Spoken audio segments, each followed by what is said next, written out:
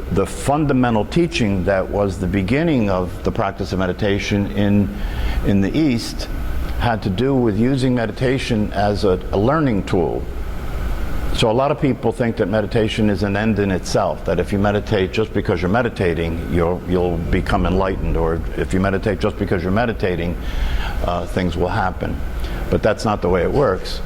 Meditation is a tool, and in the East it was originally utilized as a way to learn about the self, as a way to learn about yourself, as a way to learn about your mind, as a way to learn about your emotions, as a way to learn about the energy that moves through your system, the chi. And by using it as a tool to do that in the East, there were many things that were discovered. You could actually say that a lot of the philosophies and practices in the East were actually scientific, in the sense that they were being used to understand what's going on, especially to understand what's going on with you, to understand things like, who are you and what are you doing here, what's going on. You were born into this world that you're in, and for most human beings, it never occurs to most human beings to stop and ask, what's going on here, really? Like, why am I here? What does it mean to have a life? What's it mean to be here? Why did I show up in this body? What's going on? And what am I? What am I? These are the kinds of things that the people in the East were trying to find out. This is the story of Buddha. If you've ever read the life story of the Buddha, Siddhartha, that's what he was up to. He wanted to understand what the hell's going on. Why is there suffering in life? Why is there death? Why are we born? Who are we? What's going on here? And interestingly enough, in these teachings, whether we're talking about Buddhism or Taoism or Hinduism or Sufism or mystical Christianity, in all of these ancient practices and teachings, there were things that were actually discovered as answers to those questions. And the interesting thing about the discoveries that were answers to those questions was that the people who had those discoveries, when put in a position to share them, or when put in a position to answer those questions for other people, what they said was, I can't tell you the answer. I can't tell you the answer. But the answer is available to you if you practice relaxing the body, if you practice paying attention, and if you practice actively and intentionally looking to recognize what the answer to the questions are. They will be revealed to you.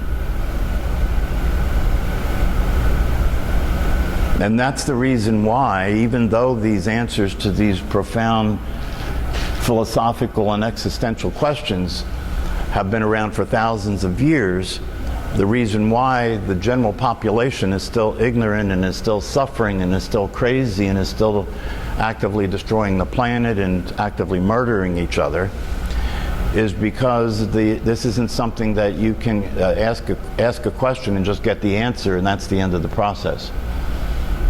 And the reason that that's the case is because the answer is not a typical answer. It's not, it's not a matter of who am I and then somebody tells you who you are and then you know, because what you discover through the process of practicing meditation and paying attention and looking is that who you are isn't something that anybody can tell you by just giving you a verbal explanation for. It's just, that's not the case. Who you are is an experience. And you can't know who you are just by understanding it through some concept or some teaching. The only way you can really know who you are is to experience who you are. And meditation becomes a tool that you can use to experience that experience.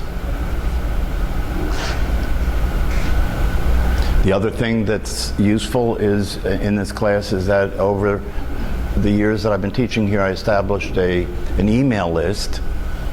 And at this point, there are about 80 people on the list. If you're interested in being on the list, see me after class. If you get on that list, I send out links to teachings on YouTube. There's 3 or 4 very good contemporary teachers out there now that are talking about human consciousness and meditation. And so I send links to specific videos. So I save you a lot of time. You don't have to look for the right videos to watch. I do that, and then I send you links to the videos.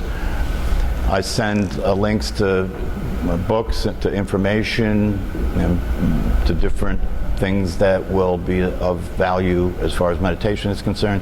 And I also use the list to just let you know if there's any changes in the schedule as far as the class meeting and so forth.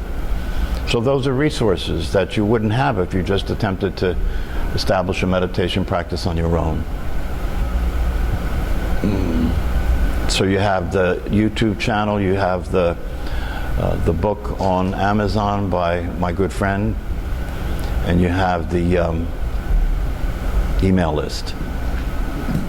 And then you have the class. So, you know, this class really provides you with a realistic opportunity to begin to learn about meditation and start to practice meditation, so that eventually it becomes a part of your life. Because it's really no different than brushing your teeth. When you first were taught to brush your teeth, whoever taught you didn't say, okay, here's how you brush your teeth. Do it when you feel like it. You know, do it once in a while. No, they didn't say that. They said, here's how to brush your teeth. Do it every day if you want to keep your teeth. Right? So it's exactly the same thing with meditation. Meditation is like bathing your brain. It's like clearing your mind, you know. It's like, you know, on computers where you have these utilities on your computer. If you're a computer geek like I am, you know that if you want your computer to run well, you have these utility programs that you run, and they organize your hard drive to save space, right? They clean up your RAM memory so you have more memory available to run programs. That's what meditation does to your brain, you know? It makes it more efficient. It gets the garbage out. It clears all the deleted files out, you know, so your brain runs more effectively and efficiently, just like your computer would when you use a utility program for it. So it does all those things, and when it does those things, it helps you to clear out a lot of the noise and a lot of the useless ideas and beliefs that people carry around. And when that happens, you start to see things more clearly. You start to, in the traditions, they say you start to wake up.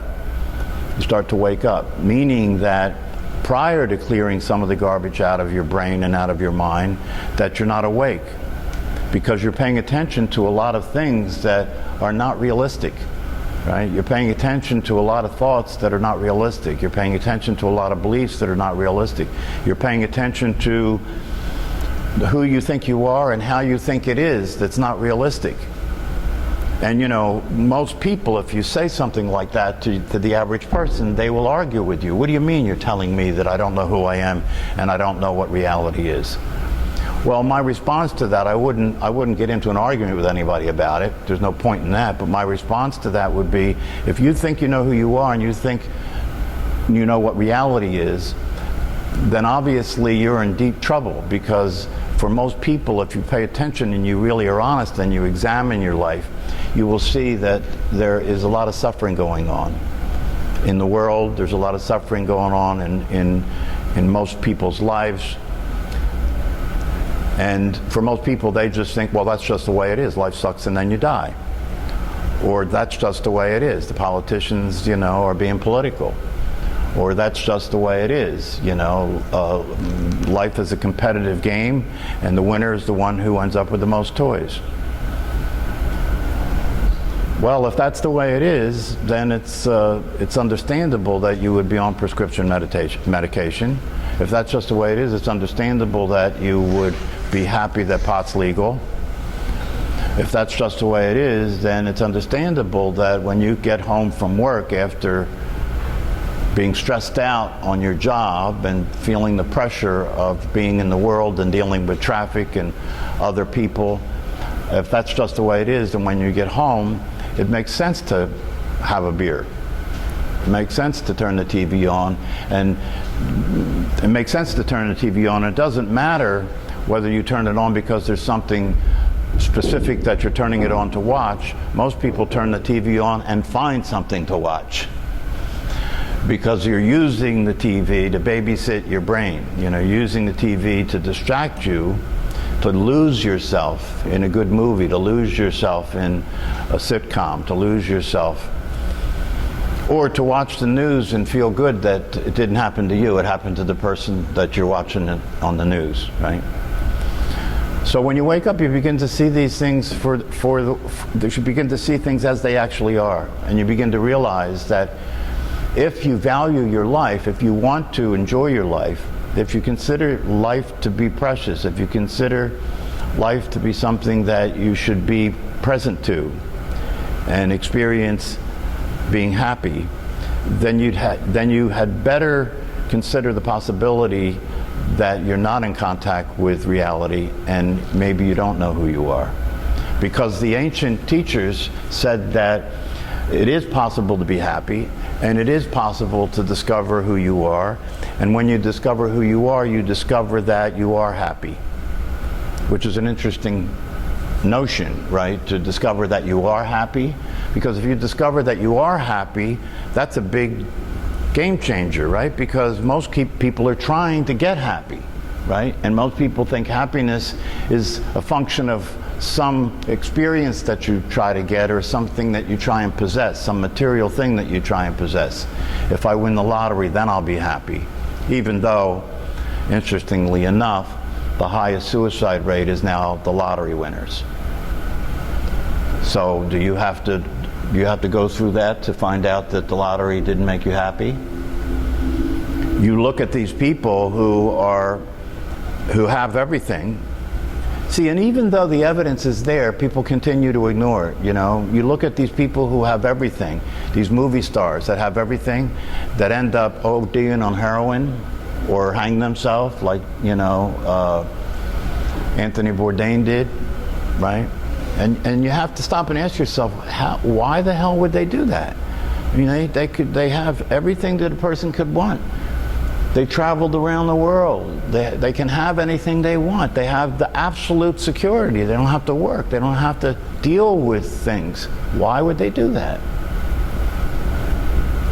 Well, the obvious answer would have to be because even with all of what they had and all of the experiences they've had, that it didn't solve the problem. It didn't make them happy. And they felt like, you know, I've done everything, I have everything I could possibly have, none of that's worked, what else is there? Why live? Why continue? If I'm still miserable, why continue? What do I have to look forward to now? Same thing happens for people that live their life for the future. This is another unconscious mental state that people are in. One of the ways you cope with the present is you live your life for the future, right? Everybody knows that Monday's not a good day, right? Everybody knows that Friday's a better day than Monday. Everybody knows that Wednesday's a hump day, right? So is that true? Is one day better than the next? Or is it that your mind has been programmed to look forward to the future because then maybe that'll be better than now, right? And so when you're a kid, you can't wait to be a teenager. When you're a teenager, you can't wait to be an adult. When you're an adult, you can't wait to get married. When you get married, you can't wait to have kids so you can stand the other person. Have kids so you have a way of locking into the relationship because at that point most people are coping with each other. And then you look for the future when the kids grow up and leave. Then you'll be happy, right? When you get the next new car, then you'll be happy. When you move into the bigger house, then you'll be happy. When you finish college, then you'll be happy. When you get the right job, then you'll be happy. When you make the right number of money, then you'll be happy.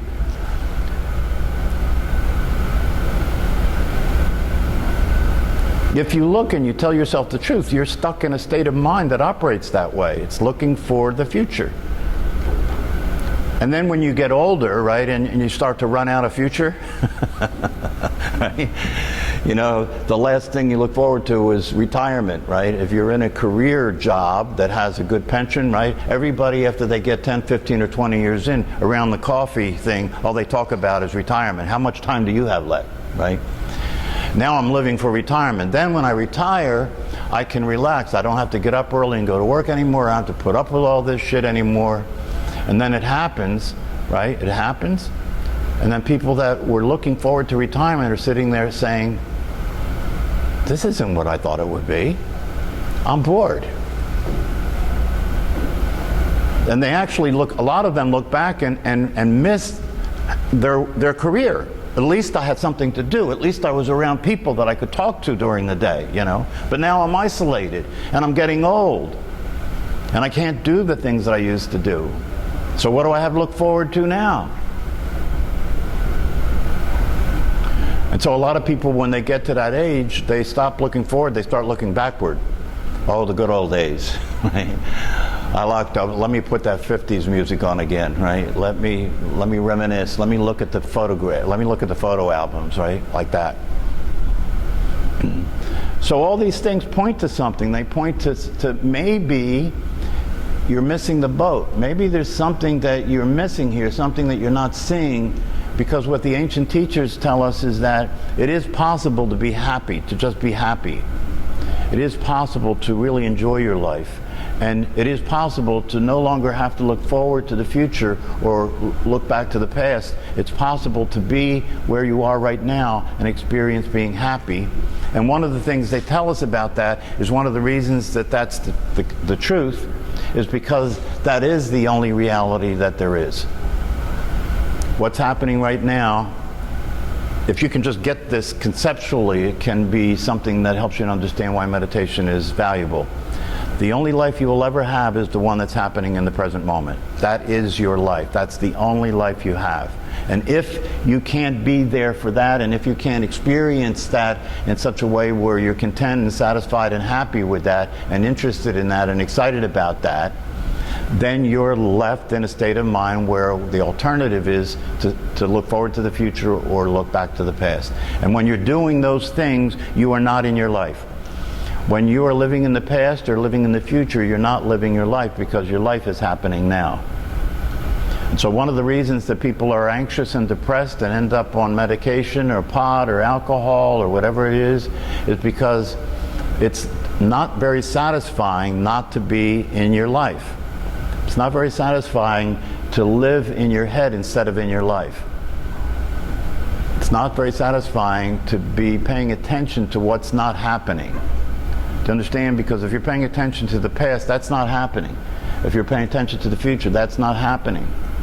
And usually, part of the things that you pay attention to in the past and the future are negative. So, a lot of the things that come up for people that happened in the past are negative experiences that they don't like remembering. And a lot of the things that come up for people about the future are negative experiences, fears about the future, fearing death, fearing loss, fearing aging, fearing tomorrow, fearing this afternoon, right? And so when you're living in the future and the past, there's a lot of negative aspects to that, first of all, and secondly, none of those things are actually happening. And many of the things that people fear about the future never come to pass, and so you wasted your time being afraid. Well, one of the things that you learn about reality, if you start to pay attention and wake up, is that most of the things that you're anxious about and that you have negative apprehension about in the future don't happen. Or if they do happen, they weren't nearly as bad as you thought it was going to be. If you pay attention, you start to notice that's the way it is. It's like philosophers say, fear of death is much worse than death. So, I think these things are important because if you start to look at life and look at yourself and look at the reality of what's going on, it can really motivate you to want to wake up. It can really motivate you to want to be liberated. They talk in the traditions of meditation practice, they talk about liberation. They talk about freedom. Freedom from what? Liberation from what? Freedom from living in your mind. Freedom from suffering. And what they say is that the source of suffering, and you know, if you've been listening to what I've been saying here, they say the source of suffering is ignorance. And when they say the source of suffering is ignorance, they don't mean that you're ignorant like somebody calls you ignorant, like it's a put down. No. They mean the source of suffering is ignorance, meaning simply that you're ignoring reality, and that's causing suffering. You're ignoring the way it really is. You're ignoring what you really are, and that's causing you suffering. And the more you learn about what you really are, and the more you experience the truth of yourself, the more obvious that becomes. Because you discover that what you really are does not suffer. Just that one thing, if you just took that on faith, right? If you just took that on faith, that what you really are right now and what you've always actually been does not suffer.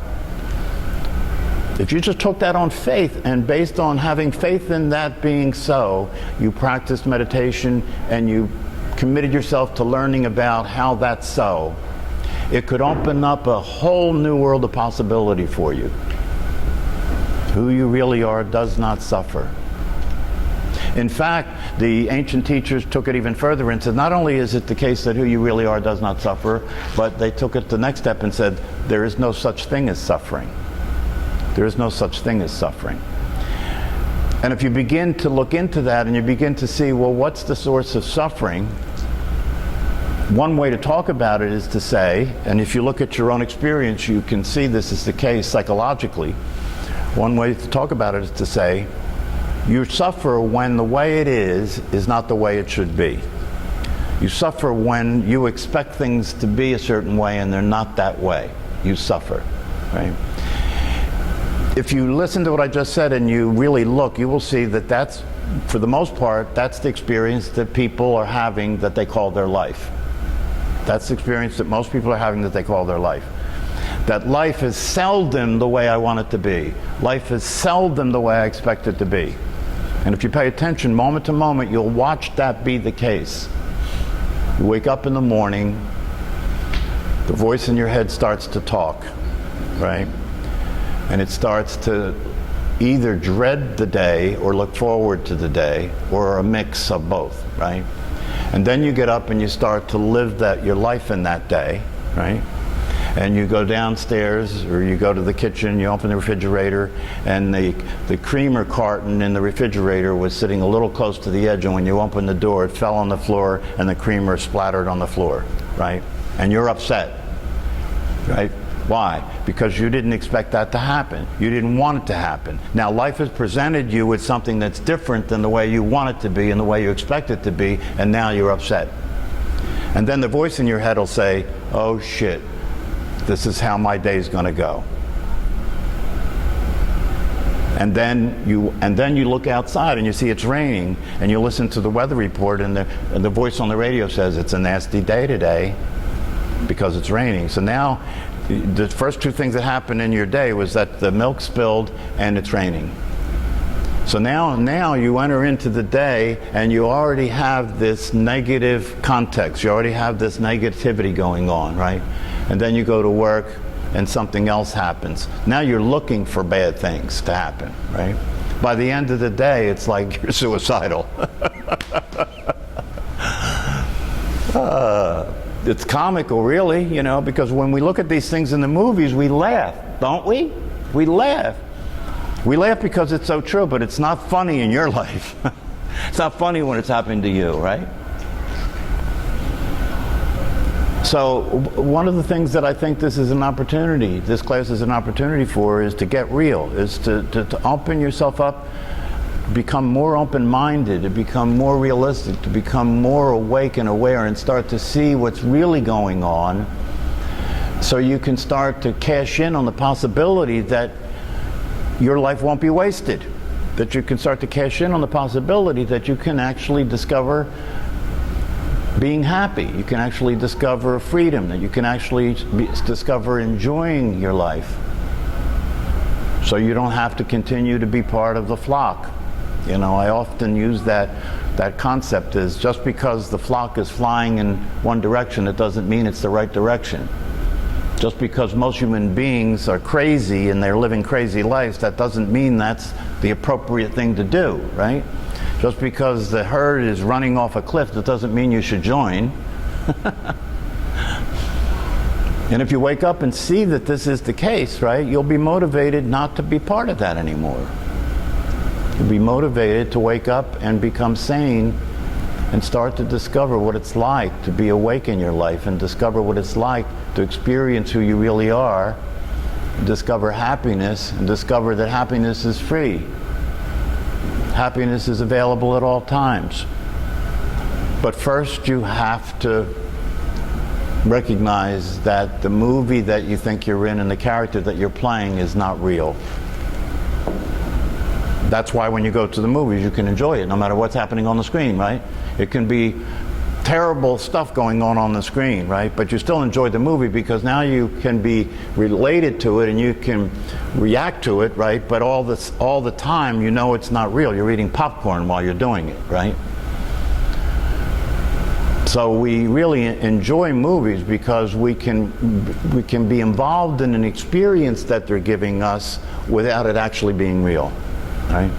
And in the same way, when you wake up and you begin to see the difference between reality and what you consider to be real, your life starts to become like a movie that you can enjoy instead of being in it. So, the energy practices that come from the ancient traditions have to do with the fact that the body, the energy, if the energy is not flowing freely in the body, that's going to create imbalance, right? And you could say that one of the ways you could describe the psychological state that most people are in is imbalance. Most people are living in their head, right? They don't have much contact with their gut or their heart. And so one of the ways to balance that energy in meditation is to sit still and be quiet, right? And relax and let the energy will start to naturally come more into balance. But when you practice energy practices like Qigong or Tai Chi Chuan, which is a form of Qigong, you're working directly with the energy. You're doing moving meditations, right, that will help you to relax the body, increase the flow of energy, right? Help to balance the energy. And so if you're doing that and you're working with sitting meditation, you're going at it from two different places that work together. There are three different ways that you can approach this to practice, to accelerate the process of waking up and balancing the energy, right? The other thing that you said is that when you're practicing meditation, you will get to a point where your body will be so relaxed that the body, unless you intentionally stay awake, you'll go to sleep. You'll just go unconscious. And that's not meditation. So part of the practice of meditation is practicing staying alert and aware and awake. When the body gets to that point, then you have to have your intention be up. You have to maintain your alertness alongside of the relaxed body. And that takes practice to do that. But that's what you need to do in order to be able to meditate. And then the other thing, and this is the last thing I want to say today, is that in reality, the essence of meditation is really nothing more than being aware of awareness itself. It's nothing more than being aware of awareness itself. Awareness is always there. It's always there. It's never not there, right? But almost none of us are aware of being aware. We're aware of what we're aware of in the world that's going on, but we're not aware of awareness being aware in the world. So one of the meditation teachers that I learned from, when he begins to teach meditation, he'll say to the audience, I want to ask, to give you a little quiz, right? How many of you are aware that you're aware? And some people raise their hand. How many people you are aware that you're not aware? And some people raise their hand. How many people are not sure whether you're aware? And some people raise their hand. And then he says, you all got an A for the quiz Because if you're aware that you're aware, you're aware. If you're aware that you're not aware, you're aware. And if you're aware that you're not sure you're aware, you're aware. So in all three cases, you're aware, right? And what he's pointing to is the essence of meditation, in the sense that no matter what's going on in your life, no matter what you're feeling, no matter what you're thinking, no matter what sensations are occurring in your body, awareness never changes. It's the only constant. It is always there, right? But if you pay attention and look, you will see that while it is always there, you almost never notice it. Yes?